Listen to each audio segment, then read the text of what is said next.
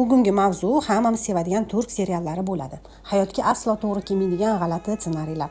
Hozirda Uzoq shahar reytingi baland seriallardan. Qachon ko'zim tushsa, kostyum kiyib, qo'lida pistoleti bilan bir-biriga bo'kirib o'ldiraman deb tahdid qilayotgan bo'ladi. Akasini beva xotiniga uylanganini o'zi men uchun g'alati. Bularning oilasi, bola chaqasi nima yeb ichadi? Nega oddiy insonlardek ishga borishmaydi?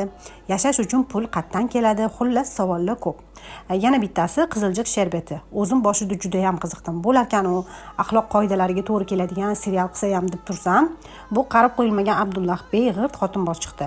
Yana yosh, chiroyli qizlar bu boboyi sevib qolishadi. Yali chapqini. Shu serialni rosa moda bo'ldi O'zbekistonda. Bitta ham seriyasini ko'rmadim lekin. Shu serial voqealari hayotdan olingan deyshadi, lekin meni ozgina shubham bor. Hazil bilan u, lekin shu seriallar insonlarning psixikasiga qanaqa ta'sir qilishini hech o'ylab ko'rganmisiz? Aslida bunaqa agressiya, urush janjallarni norma qilib ko'rsatib, odamlarni o'zi sezmagan holda psixikasini buzishyapti. Ko'pchilik seriallarni ko'rib, hayotda ham shunaqa boy, bola, kambag'al ofitsiant qizni yoqtirib qolib, butun oilasiga qarshi chiqib, u bilan turmush qurishi bu turk rejissyorlarining eng zo'r ssenariysi. Xullas hayotda bunaqasi umuman bo'lmaydi. Gapim oxirida nima demoqchiman? Seriallarga ko'p ham ishonmanglar. Bu seriallar aslida kattalar uchun bir ertak.